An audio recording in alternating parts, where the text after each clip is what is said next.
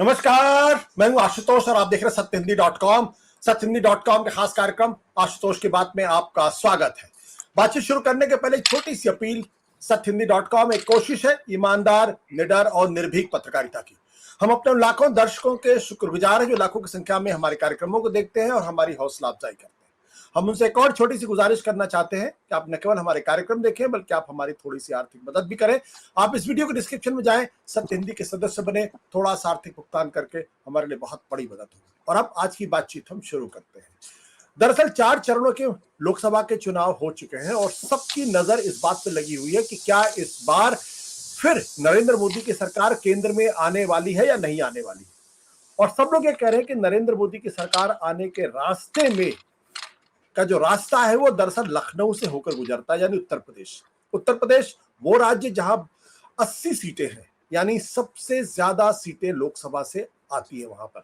और 2014 और 2019 दोनों बार भारतीय जनता पार्टी के लिए दिल्ली का रास्ता लखनऊ से ही खुला।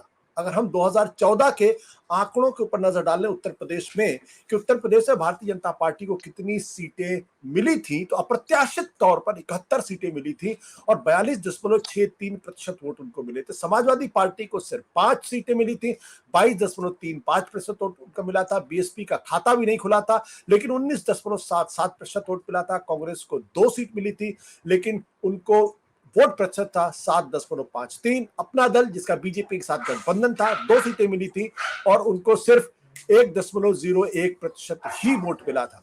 और 2014 के बाद 2019 में उस वक्त हलचल मच गई जब समाजवादी पार्टी और बीएसपी के बीच में गठबंधन हुआ और लोगों ने कहा कि ये गठबंधन भारतीय जनता पार्टी की जड़ों को हिला के रख देगा। लेकिन जब नतीजे आए तो कुछ सीटों का घाटा जरूर हुआ 2019 में, लेकिन आश्चर्यजनक रूप से बीजेपी का वोट परसेंटेज बढ़ा। बीजेपी को 2019 से 62 सीटें मिली थी, अपना दल के साथ मिलने के 64, और बीजेपी का वोट परसेंटेज 42 से बढ़ के 49%, यानी 7% वोटों का फायदा हुआ था। समाजवादी पार्टी को 5 सीट मिली थी, 18.11%। बीएसपी को 10 सीट मिली थी, 19.43%। कांग्रेस को 1 सीट मिली थी, 6.36%। आपके दर्शकों बता दें कि अगर बीजेपी और अपना दल का गठबंधन था तो बीएसपी, समाजवादी पार्टी और आरएलडी इनका भी गठबंधन था। तो सीटें जरूर घटी, लेकिन वोट प्रतिशत बीजेपी का बढ़ गया। और ये ऐसे में अब ये 2024 में क्या होगा हम जानने की कोशिश करेंगे। हम बातचीत करेंगे दरअसल यूएसए के ब्राउन यूनिवर्सिटी में Saul Goldman professor international studies and social sciences Ashutosh Varshney से, जो इस वक्त सीधे हमारे साथ यूनाइटेड स्टेट्स ऑफ अमेरिका से जुड़ रहे हैं।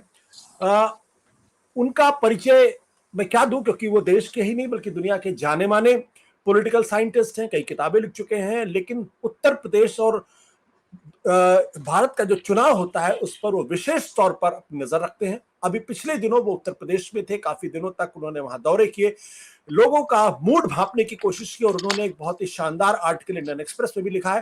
तो उन्हीं आशुतोष वार्ष्णेय जी से हम बातचीत करेंगे। आशुतोष जी, आपका बहुत बहुत स्वागत है। उत्तर प्रदेश ही आपने क्यों चुना अपने दौरे के लिए और अपने सर्वे के लिए एक तरीके से? तो एक तो बात आपने कही दी है, 80 सीट होने की वजह से दिल्ली के द्वार लखनऊ से ही खुलते हैं। ये आपने ऑलरेडी बता दिया है। तो इलेक्टोरल आउटकम जो होगा, नेशनल इलेक्टोरल आउटकम जो होगा, उसका यूपी से बड़ा ही अभिन्न संबंध है। जो यूपी में होता है वो दिल्ली में होना बहुत लाइकली है। तो एक वजह तो ये है। दूसरी वजह जो मैंने आर्टिकल में लिखी थी वो ये कि मुझे अयोध्या के बाद, जनवरी 22 के बाद ये भी सोचना था कि हिंदू नेशनलिज्म का जो उभार था, वो ऐसा लग रहा था कि सारी की सारी पॉलिटिकल स्पेसेस को वो मतलब उसे खत्म कर देगा बिल्कुल। ऑल्टरनेटिव पॉलिटिकल स्पेसेस जो हैं वो डूब जाएंगी और ये उभार जो है ये पूरे उत्तर प्रदेश को कैप्चर कर लेगा। तो ये हम लोगों की पॉलिटिकल साइंस में होता है कि अगर वहां आपको लगे कि कोई बदलाव आ रहा है जहां लीस्ट एक्सपेक्टेड है, हाँ, तो एक बड़ी बात होती है। तो मैंने अयोध्या के बाद जनवरी 22 के बाद सोचा था कि alternative political spaces, alternative political voices का रूम बिल्कुल खत्म हो गया है, शायद नहीं, ये नहीं, शायद। तो जाके देखते हैं कि लोग क्या कह रहे हैं। तो सबसे बड़ी बात जो मैंने पहला पॉइंट जो इंडियन एक्सप्रेस के आर्टिकल में लिखा है, वो ये है कि मैंने शब्द इस्तेमाल किया है, सब्सिडियरिटी ऑफ अयोध्या इस कैंपेन में। तो उसका मतलब है अप्राथमिकता। I think that is the right word. वो प्राथमिकता अयोध्या की खत्म होना, वो एक मेरे लिए बहुत बड़ी बात थी। और जहां जहां मैं जा रहा था, लोग अयोध्या की बात ही नहीं कर रहे थे। और कभी कभी कैंपेन में भी लीडर्स भी जो हैं, कभी कभी बात कर देते थे। ये नहीं था कि कैंपेन का सबसे बड़ा मुद्दा ये बन गया हो कि हमने अयोध्या का राम मंदिर बना दिया और रामलला कितने हजारों साल के बाद जो हैं वो अब अपनी सही जगह वो बैठ गए हैं। ठीक है, तो ये बहुत बड़ी बात थी। कहीं कोई बोल ही नहीं रहा था इसके बारे में, इक्का दुक्का कोई बोल रहा था। तो इसलिए भी मैं गया था देखने के लिए कि हिंदू नेशनलिस्ट का उभार जो हमें देखने को मिला जनवरी में, वो अब कहाँ है। और अप्राथमिकता जो है अयोध्या की इस कैंपेन में, वो मेरे लिए एक बहुत बड़ी डिस्कवरी। आपने जब लोगों से पूछा अयोध्या के बारे में, तो लोगों की क्या प्रतिक्रिया थी? हाँ, बन गया है, वो कह रहे हैं ठीक है, लेकिन और भी बहुत मुद्दे हैं। रोजगार बार बार आ रहा था, रोजगार और राशन का जो कंपैरिजन है, वो बार बार आगरा में, अमेठी में, लखनऊ में, मोहनलालगंज में, बाराबंकी में, तो जगह जगह रोजगार की बात आ रही थी। और राशन की भी, रोजगार और राशन। और दलित समुदायों में जहां जहां हम जा रहे थे, संविधान की बात आ रही थी कि संविधान को खतरा है। ये हम हमारे हिसाब से पॉलिटिकल साइंस, इंडिया की पॉलिटिकल साइंस ने सालों से कहा है कि संविधान एलिट पॉलिटिक्स में होता है। इंडिया इंटरनेशनल सेंटर में डिस्कस हो जाता है, अंग्रेजी चैनल्स में डिस्कस हो जाता है, बैंगलोर इंटरनेशनल सेंटर में डिस्कस हो जाता है, जेएनयू में डिस्कस हो जाएगा, दिल्ली यूनिवर्सिटी में मान लिया सेंट स्टीफेंस में हो जाएगा, हिंदू कॉलेज में हो जाएगा, लेडी श्री राम में भी हो जाएगा। लेकिन मैस पॉलिटिक्स का इशू नहीं था ये। क्या तो मैस पॉलिटिक्स में अगर, और इलेक्शन को मैस पॉलिटिक्स का सबसे बड़ा अंग माना जाता है, इलेक्शंस और मूवमेंट्स, ये दो मैस पॉलिटिक्स के सबसे बड़े स्वरूप हैं। तो उसमें से इलेक्शन में जो है, अगर हमने तो पहले कभी सुना नहीं था, हम इतना आ चुके हैं, इलेक्शन के टाइम ट्रैवल किया है, स्टडी किया है, संविधान की बात तो होती नहीं थी। तो दलित युवक, एजुकेटेड दलित युवक बार बार संविधान की बात कर रहे थे, आगरा में कर रहे थे, राइट, मोहनलालगंज में कर रहे थे। तो इसलिए अयोध्या की अप्राथमिकता सबसे बड़ी डिस्कवरी थी। और रोजगार और राशन और संविधान के बारे में जो लोग कह रहे थे, वो भी सुनने काबिल था।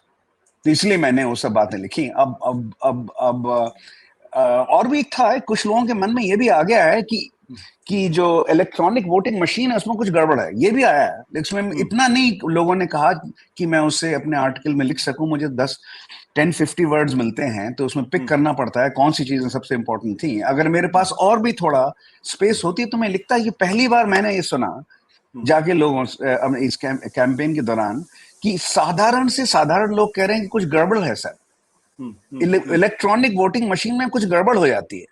ये इतना ज्यादा नहीं कहा जा रहा है जैसे रोजगार के बारे में या संविधान के बारे में या अयोध्या की चुप्पी के बारे में। और जनरली चुप्पी की जो बात मैंने शुरू की थी कि लोग कह रहे थे कि ये चुप्पी का, इसमें चुप्पी का माहौल बहुत है इस इलेक्शन में। तो वो भी मैं डिस्कवर करना चाह रहा था क्यों है। तो वो इसी से मैंने आर्टिकल में शुरू किया था, ये चुप्पी का माहौल क्यों है और चुप्पी को तोड़ने में देर क्यों लगती है इतनी। तोड़ सकते हैं आप, और तोड़ी जा रही है, लेकिन थोड़ा देर लगती है। पहले लोग बिल्कुल बड़े आराम से, बड़ी सहजता से कहते थे उनका पॉलिटिकल व्यू क्या है। वो डिपेंड करता है आसपास कौन है। अब पता लगता है आसपास कौन है, उस पर डिपेंड करता है। बिल्कुल। प्रोफेसर वार्ष्णेय, एक महत्वपूर्ण सवाल इस बात को लेकर ये है कि जिस राम मंदिर को लेकर क्रेडिट दिया जाता है कि भारतीय जनता पार्टी का जो उभार है, या 2014 में जो उनकी बहुमत की सरकार बनी, या 1998 में जो अटल बिहारी वाजपेयी की सरकार बनी वो सिर्फ राम मंदिर के मुद्दे की वजह से बनी। तो जब राम मंदिर बन के तैयार हो गया, उसकी प्राण प्रतिष्ठा हो गई, तब लोगों ने उसको एक बड़ी उपलब्धि के तौर पर बीजेपी के साथ क्यों नहीं जोड़ा, और उस पर वो चुनाव का डिफाइनिंग मोमेंट या डिफाइनिंग इश्यूज क्यों नहीं बन पा रहा? हाँ, तो मैं इस सवाल का एक कन्विंसिंग आंसर अभी तक मेरे पास नहीं है। मैं सोच रहा हूं उसके बारे में, और जब एक कन्विंसिंग आंसर इस सवाल का दिमाग में आ जाएगा तो लिखूंगा। लेकिन मैं आपसे कह सकता हूं हम्म, कि अम, एक हाइपोथेसिस जो एक्सप्लोर करने वाली है वो ये है कि अम, हो सकता है भारत के नागरिक ये कह रहे हैं कि ये इस धर्म के मामले को राजनीति में ज्यादा मत लाओ, ये शायद कह रहे हैं। बन गया है, बनना था, ठीक है, बन गया है, अच्छी बात है, जाके दर्शन कर लेंगे। लेकिन इसके इसके ऊपर ज्यादा राजनीति नहीं होनी चाहिए, शायद एक वजह ये हो सकती है। दूसरी वजह ये भी हो सकती है कि मंदिर से तो रोजगार मिलेगा नहीं, मंदिर से तो रोटी पकाई नहीं जा सकती, खाना नहीं मिलेगा। तो अगर रोजगार का इशू इतना इंपॉर्टेंट हो गया है, तो ठीक है, मंदिर बन गया, बहुत अच्छी बात है। लेकिन कोई इतनी उसकी वजह से हम सरकार को नहीं बनाएंगे, उसकी वजह से हम वो नंबर वन इशू नहीं है वोट करने के लिए, कुछ और है नंबर वन। मेरे ख्याल से ये दोनों चीजें सोचनी पड़ेंगी। और अभी और लोग अगर सिस्टमैटिकली और बात करेंगे तो उसका जवाब आ जाएगा। ये जो है सर्वे वगैरह हो रहे हैं, प्रॉपर सर्वे हो रहे हैं, तो पता लग जाएगा अगले 2 हफ्ते में कि उसको कैसे एक्सप्लेन किया जाए। मेरे मेरे दिमाग में ये 2 हाइपोथेसिस हैं। प्रोफेसर वार्ष्णेय, एक सवाल यहाँ पर और है कि क्या राम मंदिर को लेकर जो लोगों में उत्साह नहीं है, और धर्म का जितना इस्तेमाल भारतीय जनता पार्टी हर चुनाव में करती है, तो क्या ये माना जाए कि बीजेपी के ऊपर एक तरीके से अविश्वास करती है कि बार बार आप धर्म का इस्तेमाल क्यों करते हैं राजनीति के अंदर? इस बात को लेकर थोड़ी नाराजगी भी हो सकती है, इस बात को लेकर थोड़ा असंतोष भी हो सकता है, ऐसा दिखा आपको? ये ऐसा देखिए, कुछ बीजेपी के वोटरों से मैंने पूछा, जो मोदी जी ने कहा मुसलमानों को घुसपैठिए हैं, ज्यादा बच्चे पैदा करते हैं, और आपका मंगलसूत्र ले जाएंगे, या हिंदू महिलाओं का मंगलसूत्र ले जाएंगे और जाके मुसलमानों को दे देंगे। ये उन्होंने कहा था बाड़मेर में, शायद ना, बाड़मेर में था, बांसवाड़ा में कहा था। फिर बनासकाठा में ये कहा, बनासकाठा में जाके कहा कि आपकी भैंस ले लेंगे गुजरात में। तो मैंने गुजरात के अपने मित्रों से पूछा कि भाई बनासकाठा में क्या ऐसी बात है, भैंस की बात होगी? तो वहां डेयरी का एरिया है। ये वहां से खबर आई, तो वहां पे उन्होंने मंगलसूत्र के बजाय भैंस की बात कर दी। अच्छा, तो सारे बीजेपी वोटर नहीं, कुछ बीजेपी वोटर जो कह रहे हैं हम बीजेपी को वोट देंगे, वो कह रहे थे ये बात अच्छी नहीं है, ऐसे नहीं कहना चाहिए है, इस तरह की बात अच्छी। कुछ कह रहे थे ठीक है, बिल्कुल ठीक है। तो वो नहीं है कि जो यूनाइटेड सपोर्ट थी ना, बड़ी कोहेसिव सपोर्ट थी, और यह एक्सपेक्टेड था कि बड़ी कोहेसिव सपोर्ट होगी। तो इस मुद्दे पर वो इतनी कोहेसिव सपोर्ट नहीं दिखाई दे रही है वहां पे। लोग कह रहे हैं कुछ और भी इशू हैं बहुत इंपॉर्टेंट है। बार बार अगर धर्म होता रहेगा तो बहुत बहुत और भी जो मुद्दों पर तवज्जो देनी चाहिए, ध्यान देना चाहिए, वो मुद्दे जो हैं वो अप्राथमिक हो जाएंगे। वो प्राथमिकता तो उनको मिलनी चाहिए, ये मेरे ख्याल से, ये मुझे लग रहा है बात करने से। देखिए, हमने सिस्टमैटिक सर्वे नहीं किया है, लेकिन हमने ट्रैवल बहुत किया है और बहुत लोगों से बात की है, और गांव में भी की है, बाराबंकी के गांव में भी की है, अमेठी के गांव में की है, मोहनलालगंज के गांव में की है, मोहनलालगंज का आप जो को लखनऊ शहर में की है, आगरा शहर में की है, आगरा के गांव जाके की है, ताजगंज में जाके मुसलमानों से बात की है। तो ये सब, इसके बेसिस पे हम ये कह सकते हैं कुछ थकान सी तो है। ये धर्म की बात बार बार जो होती है उसमें थकान सी कुछ पैदा हो गई है, और ये भी कुछ वजह होगी कि अयोध्या इतना इंपॉर्टेंट नहीं है इस इलेक्शन में। क्या ये थकान बीजेपी को लेकर है, या नरेंद्र मोदी को लेकर है, या धर्म के इस्तेमाल को लेकर है? ये आप बहुत ही डिफिकल्ट सवाल पूछ रहे हैं। इसको कैसे पार्स किया जाए, कैसे तोड़ा जाए, किसके, मोदी जी के अगेंस्ट है कि धर्म को ज्यादा नहीं लाना चाहिए, या बीजेपी के अगेंस्ट है? मेरे ख्याल से तो मिक्सचर है तीनों का। कितना कितना उसमें प्रोपोर्शन धर्म का है, धर्म की बात नहीं होनी चाहिए पॉलिटिक्स में ज्यादा, और जितनी हो गई थी उतनी काफी है। या कितना प्रोपोर्शन बीजेपी का है, कितना प्रोपोर्शन मोदी जी का, ये साफ नहीं लग रहा। लेकिन तीनों तीनों मिक्स्ड अप है मेरे ख्याल से। लेकिन मैं कुछ कुछ थकान है इस बात से। मैं ये तो सवाल को साफ है। दूसरे तरीके से रिफ्रेस करता हूं। हम्म, क्या नरेंद्र मोदी को लेकर थोड़ी सी जिसे कहते हैं कि डिसअपॉइंटमेंट है? हाँ, ये लोगों का, जैसे एक दलित वोटर हमको मोहनलालगंज में मिले, पूरी फैमिली थी, पूरी फैमिली वोट देगी मोदी जी को वो, ठीक है। ये दलित फैमिली है और 9 वोट हैं उनके सारे, उनको उनको टॉयलेट भी मिला है और और आवास की बात हो रही है। अब शायद मिल जाए ना मिल जाए ये नहीं मालूम उनको। वो वहां पे यूपी में कहते हैं कॉलोनी, घर को बोलते हैं कॉलोनी, कॉलोनी कॉलोनी मिल रही है, ऐसे बड़ा इंटरेस्टिंग फ्रेज है वो मास लेवल पे।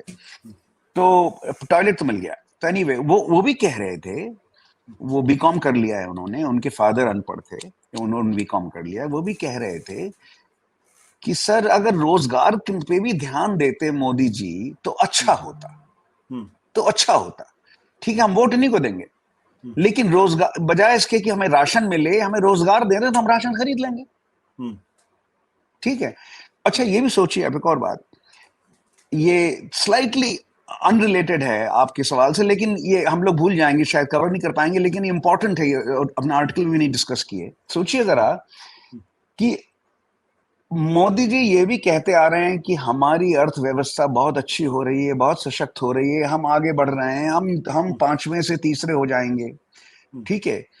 लेकिन आप जो है 80 करोड़ 800 मिलियन लोगों को मुफ्त मुफ्त मुफ्त राशन दे रहे हैं 5 किलो। जो इकोनॉमिक पावर होती है, अगर इतनी समृद्धि बढ़ गई है तो 800 मिलियन 80 करोड़ लोगों को आप मुफ्त राशन क्यों दे रहे हो? आप 10 करोड़ को दो। ये कहो कि 10 करोड़ को लोगों को मुफ्त राशन की जरूरत है, जो जो जो गरीब हैं। 80 करोड़ जो हैं वो, ये तो बहुत ज्यादा हो गया ना। 140 का ये जो ये 800 मिलियन आउट ऑफ 1.4 बिलियन। ठीक है। आधे से ज्यादा लोगों को मुफ्त राशन, कुछ जगह 3.5 किलो आ रहा है, कुछ जगह 3 किलो आ रहा है, कुछ जगह 5 भी आ रहा है, कुछ 4 भी आ रहा है। लेकिन महिलाएं बात कर रही हैं, यहाँ ये मानना पड़ेगा, महिलाएं बात कर रही हैं उसकी। लेकिन ये भी बड़ा आयरनी इसकी नोट करनी चाहिए कि हम कह रहे हैं हमारी हमारी आर्थिक शक्ति बढ़ रही है, हम भारत को समृद्ध कर रहे हैं, और साथ में हम 80 करोड़ लोगों को मुफ्त राशन भी दे रहे हैं। ये आयरनी है, मैं मेंशन करना चाहता हूं, भूल जाएंगे हम लोग। लेकिन हाँ, मोदी जी के वोटर भी कह रहे हैं कि भाई रोजगार कर लेते तो अच्छा था। वोट हम आपको ही दे रहे हैं, और कुछ लोग वोट नहीं दे रहे हैं क्योंकि रोजगार नहीं मिला। कुछ लोग ये भी कह रहे हैं कि पेपर लीक जो होता है वो ये डिलिबरेट प्लॉय है, ये स्ट्रेटेजी है। पेपर लीक हो जाता है, फिर नौकरी नहीं मिलती है। 500 रुपए में वो भरते हैं एप्लीकेशन फॉर्म, फिर पेपर की तैयारी होती है, जाके कोचिंग सेंटर में कोच करवाते हैं अपने आप को, उसमें भी पैसा लगाते हैं, और पेपर लीक हो जाता है और 500 रुपए वापस नहीं आते। तो कहते क्यों बार बार क्यों लीक हो रहा है पेपर, ये ऐसी क्या बात है? तो कुछ लोग कहने को तैयार हैं, यंग लोग, 22-23 साल 24 साल उम्र हो गई, बीकॉम कर लिया, बीए कर लिया, बीएससी कर लिया। ये बात बहुत साफ साफ बाराबंकी में आ रही थी कि मैं तो वहां एक दुकान में बहुत 5-6-7 लोग बैठे हुए थे, दुकानों में और चाय के स्टॉलों में बात होती है नो। तो वहां पे बैठे हुए थे, वो कह रहे थे कि सर हमें हमें रोजगार नहीं मिल रहा है, हम तो बीकॉम कर लिया, हम चारों लोग यहाँ बैठे हुए हैं, अब हम नहीं वोट देंगे। कुछ कह रहे हैं वोट देंगे, लेकिन रोजगार अगर अगर दे दिया होता तो अच्छी बात होती। तो राशन राशन उनको मिल रहा है तो खुश होना चाहिए लोगों को, रोजगार की चिंता क्यों करते हैं? खाने को तो मिल ही रहा है। तो देखिए, ये जो सवाल है ये बड़ा इंपॉर्टेंट सवाल है कि खाने को मिल रहा है लेकिन काम नहीं है। तो लोग कह रहे हैं कि भाई मेरा काम क्या ये है कि मैं पढ़ लिख गया, मेरा काम ये है कि बेगिंग बोल लेके जाके राशन की दुकान पे जाऊं कि मुझे 5 किलो मेरा गेहूं दे दो या चावल दे दो। ये डिग्निटी की बात, आत्मसम्मान की बात आ गई है इसमें। और मोदी जी आत्मसम्मान की बात बार बार करते हैं, भारत का आत्मसम्मान, भारत की आत्मसम्मान। जो पढ़े लिखे युवक हैं उनको नहीं बात समझ में आ रही कि हमें सिर्फ राशन पे डिपेंड होना है। वो अपने फ्यूचर की भी बात सोच रहे हैं, उनका भविष्य कैसा होगा, उसके लिए रोजगार की जरूरत है, और रोजगार नहीं मिल रहा कहीं। तो इसलिए ये वजह है। आई थिंक आत्मसम्मान देखिए, उनकी जिंदगी राशन के बेसिस पे नहीं चलेगी, उनकी जिंदगी एम्प्लॉयमेंट के बेसिस पे चलेगी, कोई नौकरी तो मिले, या अगर वो बढ़े ही हैं तो उससे काम ज्यादा आए, कोई पेंटर है काम ज्यादा आए। जो ताजगंज में, आगरे में बार बार कह रहे थे यहाँ पे तो नौकरी वाले लोग कम हैं, हम लोग कोई कोई कोई टायर फिक्स करता है, कोई मोटरसाइकिल साइकिल फिक्स करता है, कोई पेंटर है, कोई इस तरह से, बोले उनको वो भी काम नहीं आ रहा है, वो भी काम नहीं आ रहा है। तो ये जो बात है ना, आई थिंक रोजगार का आत्मसम्मान से कनेक्शन है। क्या आपको ऐसा कोई मिला जिसने कहा कि मुझे राशन नहीं, मुझे रोजगार चाहिए? राशन बंद करो हाँ, लेकिन रोजगार कई मिले, हाँ, कई मिले। कई मिले। हाँ, राशन नहीं, हमें रोजगार दीजिए, हम रोजगार देंगे तो अपना गेहूं अपने आप खरीद लेंगे। खरीद लेंगे। आपने इंटरेस्टिंग बात की, आपने संविधान के बारे में बात की और आपने ये भी कहा कि संविधान ये समझा जाता था कि एक इलीट डिस्कशन है, बहुत ही अभिजात वर्ग ही संविधान के बारे में बात करता है। क्या कारण है कि उत्तर प्रदेश के अंदर जब आप यात्रा कर रहे थे तो दलित तबका वो संविधान पर बात कर रहा था और उसके मन में ये डर था कि भारतीय जनता पार्टी आएगी तो संविधान को हटा देगी? क्यों वो ऐसी बातें कर रहा था, क्यों संविधान से अपने आप को जोड़ रहा था वो? उसमें देखिए, ये 370 पार और 400 पार से नुकसान हुआ है। क्यों चाहिए आपको 370 मोदी जी? क्यों चाहिए 400 पार? 300 में क्यों नहीं काम चल जाएगा आपका? 370 क्यों चाहिए? तो ये जो कैंपेन हुआ है कांग्रेस पार्टी का और सपा का, ये जो कैंपेन हुआ है, मुझे नहीं मालूम, वो लोग ये भी कह रहे हैं कि मायावती तो अब इतनी छोटी हो गई हैं, इतनी उनकी पार्टी को तो वोट देने से फायदा है नहीं। कुछ लोग तो हम अभी देंगे, इमोशनल कनेक्ट है, कुछ तो दलित अभी भी देंगे उनको वोट। लेकिन जो कैंपेन कांग्रेस पार्टी ने किया है, जो कैंपेन सपा ने भी किया है कि संविधान खत्म हो जाएगा, उसकी वजह उसका वो बात पहुंच गई है एजुकेटेड दलित के पास, वो पहुंच गई है उनके दिमाग में, वो बात जो है बैठ गई है कि भाई 370 की बात क्या है, 370 को कहना। तो उनको समझ में आ गया है कि 2/3 जो होता है वो 365 वगैरह होगा, 2/3 पार्लियामेंट में अगर इनकी सीट्स आ जाएंगी तो संविधान बदल सकते हैं। ये है बात ना, 370 से नुकसान हो रहा है। वो जो बड़ा ही लाउड कैंपेन, लाउडली बोला गया था कि 400 पार और 370 पार हमारे और 400 पार एनडीए के, क्यों चाहिए इतनी सीटें? इससे जो है डाउट पैदा हुआ। फिर कांग्रेस का जो कैंपेन है, सपा का जो कैंपेन है, वो सब उससे फायदा हुआ है इन सपा को और कांग्रेस को, और दलित युवकों के दिमाग में ये बात बैठ गई है कि 370 का लॉजिक यही था कि वो ने संविधान को हटाना है। और संविधान जो है, और उसमें कुछ लोग ये भी दिखाते रहते हैं कि भाई देखो, मोहन भागवत ने ये कहा था 3 साल पहले या 4 साल पहले, इस रिजर्वेशन खत्म होने चाहिए, हिंदू सोसाइटी को यूनाइट करना है तो रिजर्वेशन खत्म होने चाहिए। मोहन भागवत, मैंने सुना है कई बार उन्होंने कहा है, ये उनकी तो पॉलिसी रही है, बहुत दिनों से आरएसएस की पॉलिसी रही है। मोदी जी ने साफ साफ नहीं कहा है कि रिजर्वेशन खत्म होगा, ये नहीं कहा है, आरएसएस ने साफ साफ कहा है, आरएसएस के संचालक ने कहा है। तो लोग ये सोचने लगे हैं, जो दलित युवक है, जो पढ़ा लिखा है, खासतौर से अब काफी पढ़े लिख गए हैं ना, तो अब वो कहते हैं कि भाई इसमें ये, और ये बाबा साहब का जो, अगर अच्छा इमोशनल कनेक्ट बाबा साहब से बहुत है, वो तो आइकॉन है ना। तो बाबा साहब अम्बेडकर का संविधान ये खत्म कर देंगे या इतना बदल देंगे कि वो बाबा साहब का कॉन्स्टिट्यूशन नहीं होगा। तो ये जो है, एक तो इमोशनल कलेक्ट बाबा साहब अम्बेडकर का, दूसरा ये कि इतनी सीटें क्यों चाहिए, इससे कम में क्यों नहीं काम चल जाएगा। इतनी सीटें इसलिए चाहिए क्योंकि संविधान को बदलना चाहते हैं, 2/3 चाहिए पार्लियामेंट को, सबको समझ में आ गया है, 2/3 सीट पार्लियामेंट की होगी तो संविधान बदल सकता है, ये बात है। इसमें कांग्रेस का कैंपेन काफी अच्छा रहा है, ये मानना पड़ेगा आपको। तो ये दलित पढ़े लिखे लोगों के बीच में बातचीत चल रही है, दलित जो कम्युनिटी है उसके बीच में बातचीत चल रही है? दलित पढ़े लिखे अगर होते हैं तो वो लीडर बन जाते हैं ना अपनी कम्युनिटी के, क्योंकि लिटरेसी रेट देखिए, 1947 में लिटरेसी रेट हिंदुस्तान का 17% था, दलितों का 3% 4% था, और 2% भी हो सकता है, 2-3-4% था। ठीक है, तो जो लोग पढ़ लिख गए, जिन्होंने बाबा साहब अंबेडकर का रास्ता अपनाया, पढ़ो पढ़ो पढ़ो, ऑर्गेनाइज करो, है, ये आत्मसम्मान पढ़ने से आएगा वगैरह वगैरह, है ना, और ऑर्गेनाइज करने से, वो जो लाइन ऑफ रीजनिंग है, उसका मतलब ये कि जो लोग पढ़ लिख जाते हैं दलित समाज में, वो अपने समुदाय के रहनुमा बन जाते हैं। और वो बात जब करते हैं लोग उनकी सुनते हैं। हमने तो ज्यादातर एजुकेटेड दलित से बात की है, ये तो है। अनएजुकेटेड दलित जो उन कम्युनिटी में हम गए थे, वहां बात करना मुश्किल हो रहा था। उनको नहीं, उनको लग रहा था, थोड़ा डर है ना, थोड़ी चुप्पी साधे हुए हैं। वो नहीं, एजुकेटेड दलित आराम से बात कर रहा था। राइट, एजुकेटेड दलित आराम से बात कर रहा था। प्रोफेसर अश्विनी, जब दलितों के अंदर संविधान को लेकर एक चिंता है, तो ये उनका वोटिंग बिहेवियर कैसे डिसाइड होगा? क्या वो मायावती के पास जाके वोट करेंगे, या फिर बीजेपी के खिलाफ वोट करेंगे, या समाजवादी पार्टी कांग्रेस के साथ खड़े होंगे? हाँ, तो हमने आगरा में भी ये सवाल पूछा, हमने मोहनलालगंज में ये सवाल पूछा, हमने अमेठी में ये सवाल पूछा, और मुझे डिस्ट्रीब्यूशन ऐसा लग रहा है कि अभी भी जो इमोशनल कनेक्शन मायावती जी से है, बहन जी से है, बहन जी बार बार कहते हैं, बहन जी से है, वो 10, 12, 13%, 15% वोट उनको मिल जाएगा। ठीक है, मेरे ख्याल से 10 से 15%, 20% तक दलित वोट जो है, 15% मेरा गेस है मेनली, लेकिन लेट्स से अप टू 20% वो बीजेपी को भी चला जाएगा। बाकी बचे आपके पास 60 से 70%, वो सपा और कांग्रेस को जा रहे हैं मेरे ख्याल से। यूपी की बात स्पेशली कर रहे हैं आपसे। यूपी में करीब 21% बैठते हैं दलित, तो काफी बड़ी संख्या है, मतलब इंडिया का एवरेज से ज्यादा है काफी ना यूपी में। तो उतना नहीं, इतना पंजाब में 32% एससी है, वो तो उतना नहीं है, लेकिन हाँ 21-22% बैठ जाते हैं, तो काफी बड़ा समुदाय है ये।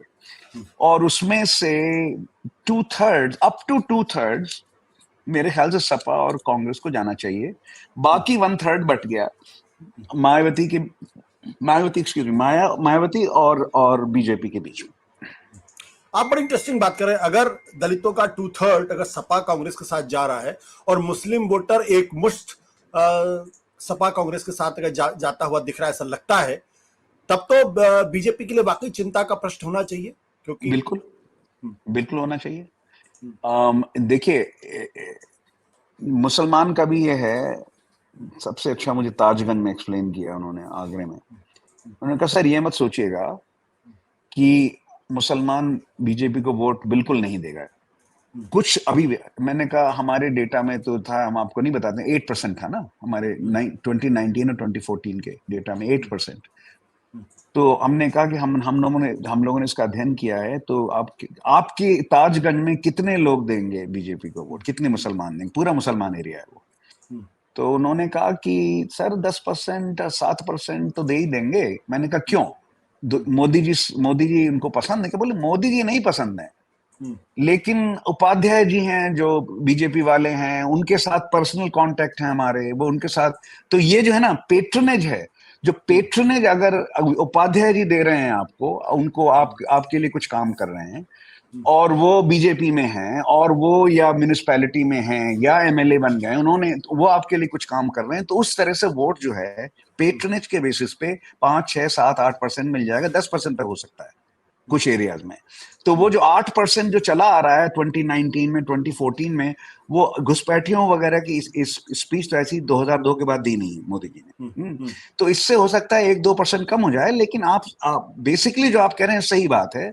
90% के आसपास या 85% के आसपास, लेट्स से 80 to 90%, हाँ, to be reasonable, 80 to 90% vote जो है सपा और कांग्रेस को जाएगा। कुछ बीएसपी को भी चला जाएगा, ये भी है। जहां 80% अगर मान लें, तो आप 10% तो चला जाएगा, 12% आपको बीएसपी को, और 6-7% अभी भी बीजेपी को चला जाएगा मुसलमान वोट। लेकिन अगर आप ये ऐड करेंगे, अब यादव वोट भी इसमें आप ऐड करेंगे, तो ये एक बार बार सुनने को मिलता है यूपी में, जहां जहां हम गए, ये जो है टक्कर जो है, अब की बार टक्कर जो है वो कड़ी है, कड़ी टक्कर की बात हो रही है। तो कुछ लोग कहते हैं कांटे की टक्कर की बात हो रही है, ये सब बात हो रही है। ये हमने 2019 में कहीं कहीं सुना था, इतना नहीं सुना। 2019 में अवध में हमने काफी काम किया था, सपा, और याद होगा आपको बीएसपी साथ साथ आ गए थे, और अवध के एरिया में उनको सबसे ज्यादा वोट मिला है प्रोपोर्शनेटली। ईस्ट यूपी से ज्यादा अवध में मिला था उनको, और वेस्ट यूपी में बिल्कुल नहीं मिला था उनको। ठीक है, तो ये है, थोड़ा बहुत कहते थे, लेकिन अब जिस जिस लेवल पे बात हो रही है, जितने लोग अब इस तरह की बात कर रहे हैं, वो 2019 से डिफरेंट है। आपने अपने आर्टिकल में इस बात का हिंट किया है कि there is a wind of change, तो क्या बदलाव की बयार बह रही है वहां पे? इसका मतलब यूपी में कुछ बड़ा होने वाला है? तो देखिए, जो मैंने शुरू किया अपना आर्टिकल, उसमें अमेठी के चाय स्टॉल से, ठीक है, तो वहां हम लोग पहुंचे। चाय स्टॉल सबको मालूम है, टी स्टॉल आपको मालूम है, हमको मालूम है, हर रिसर्चर को मालूम है, जर्नलिस्ट को मालूम है कि इलेक्शन के टाइम में tea stall election truth teller होता है, ठीक है। सब लोग वहां जाएंगे, बात करेंगे। कुछ लोग जो हैं, महिलाएं नहीं आती हैं वहां पे, तो महिलाओं के लिए आपको आंगनवाड़ी आना पड़ेगा या किसी के वरांडा में जाना पड़ेगा, ऐसा कुछ इकट्ठा लोगों को करना पड़ेगा। लेकिन हाँ, young man and senior citizens all get together चाय के स्टॉल। तो हम अमेठी में जब पहुंचे वहां पे, तो हम बात शुरू की। हम वहां पे बीजेपी के ऑफिस बेरर बैठे हुए थे वहां पे। तो एक सीनियर सिटीजन ने, पहले तो उन्होंने हमको कहा कि आप हमसे बात करने आए, आपकी चाय आप चाय के लिए हम पे करेंगे। नहीं, मैंने कहा हम लोग नहीं सर, आप हमसे मिलने आए हैं, जो अवध की फेमस जो आतिथ्य होता है ना, उसके लिए हम चाय आपकी। तो हमने कहा अच्छा बताइए, थैंक यू, आप बताइए कि ये चुनाव के कैसा लग रहा है आपको। तो जो सीनियर सिटीजन जो थे वहां, 70-72 साल उम्र लग रही थी उनकी, वो कह रहे थे कि सर चुप्पी बहुत है। चुप्पी क्यों है? बताए नहीं वो। तो बीजेपी वालों ने हमसे बात की करीब 10 मिनट, उसके बाद वो चले गए। फिर उन्होंने बताया कि चुप्पी इसलिए है कि बदलाव आ रहा है। तो मैंने कहा अगर बदलाव आ रहा है तो चुप्पी क्यों है? तो इसलिए है कि अगर ज्यादा बोल देंगे तो पता नहीं क्या कर देंगे। डर है।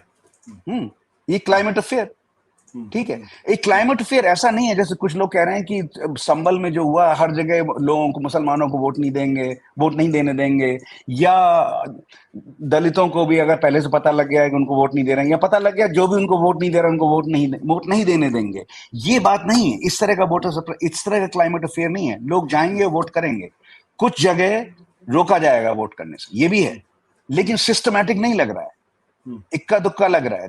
3 हो जाएंगे, 4 हो जाएंगे, 5 हो जाएंगे, लेकिन ये सिस्टमैटिक नहीं है। जाएंगे ये वोट करने, लेकिन क्लाइमेट ऑफ फियर जो है वो क्या कर रहा है, वो लोगों की के फ्रीडम ऑफ एक्सप्रेशन को कम कर रहा है। उनको डर लगता है कि बीजेपी, अच्छा ये भी लग रहा था उनको कि उस चाय के स्टॉल में वो बीजेपी कार्यकर्ता चले गए, तो भी हमारी समझ जो आ रही थी उसमें कुछ लोग फिर भी वॉच कर रहे थे कि क्या बोल रहे हैं, नहीं क्या बोल रहे हैं। तो इसलिए उनका सर क्या हो जाएगा क्या मालूम, अगर अब आप साफ साफ बोल देंगे।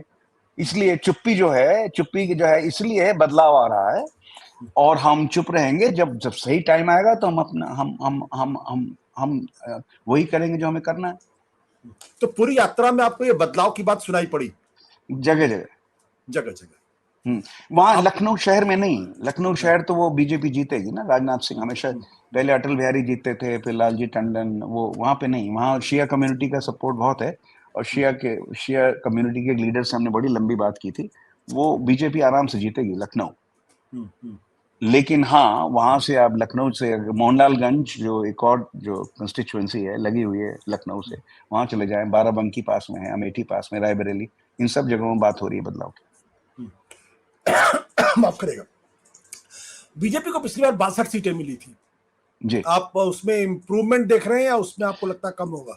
उससे कम ही होगा, मुश्किल है 62 लेना, उससे कम ही होगा। हालांकि एसपी बीएसपी कॉम्बिनेशन ज्यादा स्ट्रांग था, एसपी और कांग्रेस के बजाय, मतलब थोड़ा उसमें ज्यादा हो सके, लेकिन डिसकंटेंट काफी है। अच्छा, और पुलवामा बालाकोट जैसा कोई इशू भी नहीं है। हमने सोचा था अयोध्या वही रोल प्ले करेगा।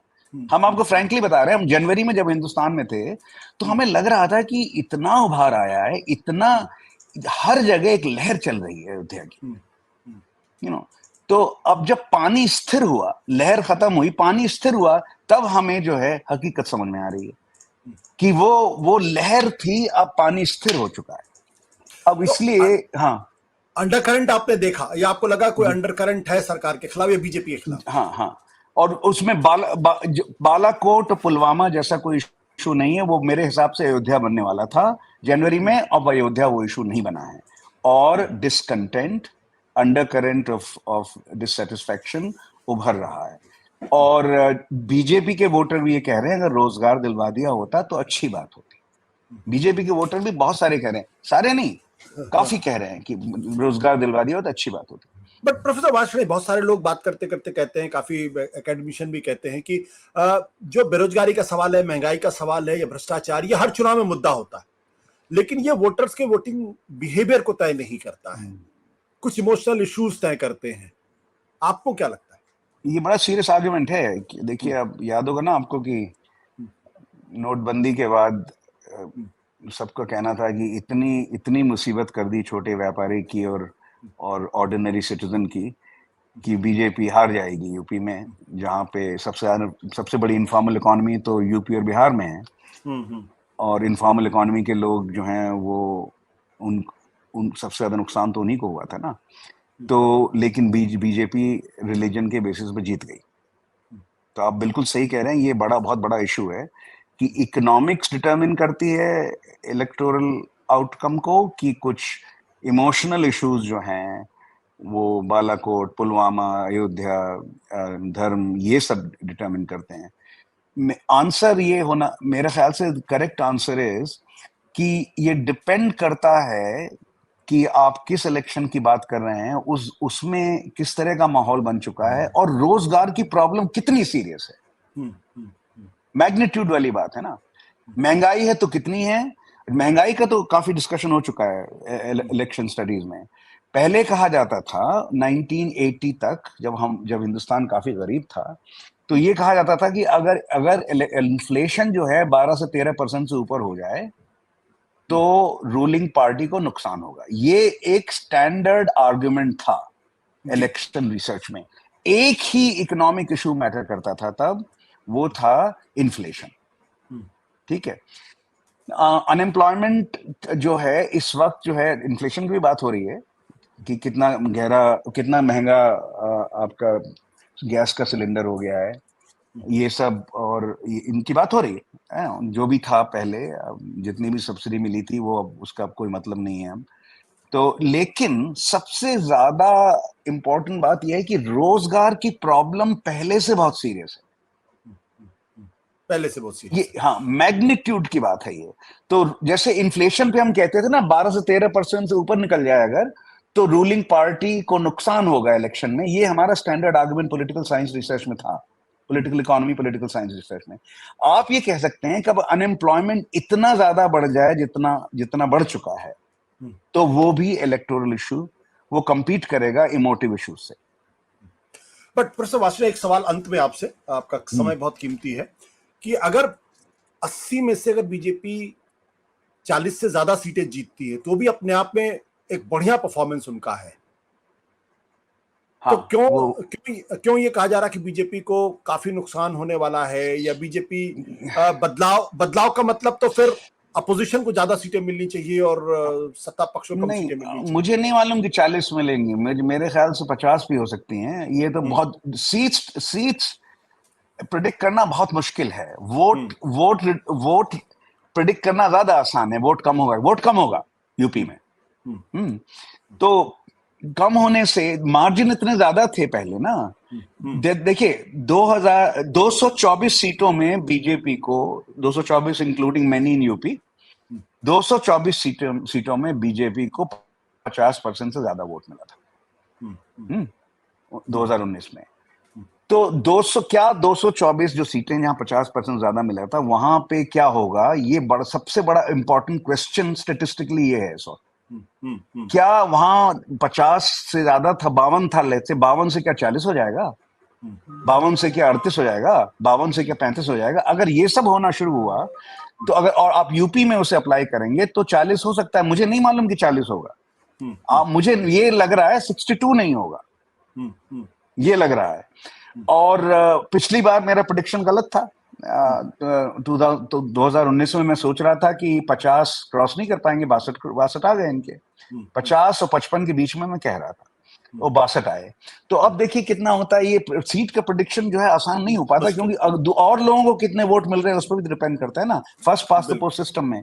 लेकिन वोट तो कम होगा। ये बदलाव की बात इसलिए ज्यादा हो रही है क्योंकि अगर वोट अगर अगर यहाँ पे भी यूपी में 10 सीटों का भी नुकसान हुआ तो वो कहाँ मेकअप होगी, ये सवाल उठ रहा है ना बार बार। कर्नाटक में तो नहीं लग रहा कि 26 आएंगे या 25 आएंगे।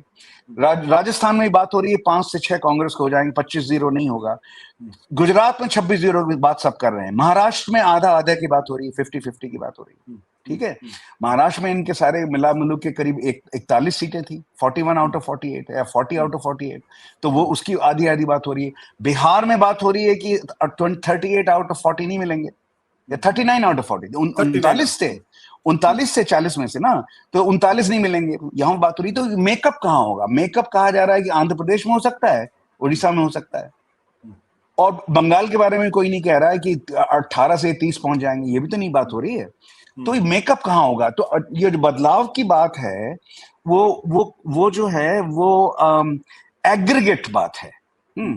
एग्रीगेट बात यूपी में ज्यादा सुनने को मिला, नो भी हम गए हरियाणा में, वहां भी सुनने को मिला, और नो के आसपास भी हमने काफी बात की, वहां भी सुनने को मिला। हरियाणा में भी इनको पूरे 10 सीटें नहीं मिल रही हैं इस बार, 3-4 तो ये अपोजिशन को मिल जाएंगी। ठीक है, तो मेकअप कहां होगा ये, है ना? ये मेकअप कहां, इसलिए बदलाव की बात हो रही है। अगर इस बदलाव का मतलब है कि आप कॉन्फिडेंटली अभी कह सकें कि 250 आएंगे, 240 आएंगे, तो मैं तो नहीं कह सकता। लेकिन 370 का सवाल ही नहीं उठता, ये तो पक्की बात है। 303 भी अगर इनकी आ जाएंगी जो इनकी थी, तो एक बड़ी बात होगी। ये उसके नीचे आने की बात हो रही है, कितना नीचे आएंगे ये हमें नहीं मालूम सीट के टर्म में। वोट जो है वो अगर 38% से 40%, 41 गया तो वो साउथ से आएगा, और लेकिन साउथ में वोट इतना नहीं बढ़ेगा कि सीटें बहुत बढ़ जाएंगी, है ना? जैसे लोग कह रहे हैं तमिलनाडु में 2 सीटें मिल सकती हैं, केरल में 1 मिल सकती है। ये बात काफी सीरियस है साउथ से जो आ रही है। तो वोट बढ़ जाएगा, लेकिन उसका ये मतलब नहीं वहां 10 सीटें मिल जाएंगी इनको तमिलनाडु में, या 8 मिल जाएंगी, 7 मिल जाएंगी इनको केरला में, राइट? वोट बढ़ जाएगा। तो अगर वोट 40 पे जाता भी है, जो कुछ लोग प्रेडिक्ट कर रहे हैं, तो उसका फायदा सीटों में नहीं होगा, क्योंकि वो वोट साउथ से आएंगे जहां उनको 1-2 सीटें, 3 सीटें मिल सकती हैं। तो इसलिए टोटल प्रेडिक्शन जो है, और टोटल नहीं, एग्जैक्ट प्रेडिक्शन जो है वो अभी बहुत मुश्किल है। कम होंगी 303 से, ये तो लग रहा है। कितनी कम होंगी ये हमको नहीं मालूम। बिल्कुल, बहुत बहुत शुक्रिया प्रोफेसर सुभाष ने इतनी विस्तार से चीजों को बताने के लिए। Thank you so much, always pleasure to talk. Thank you, always pleasure.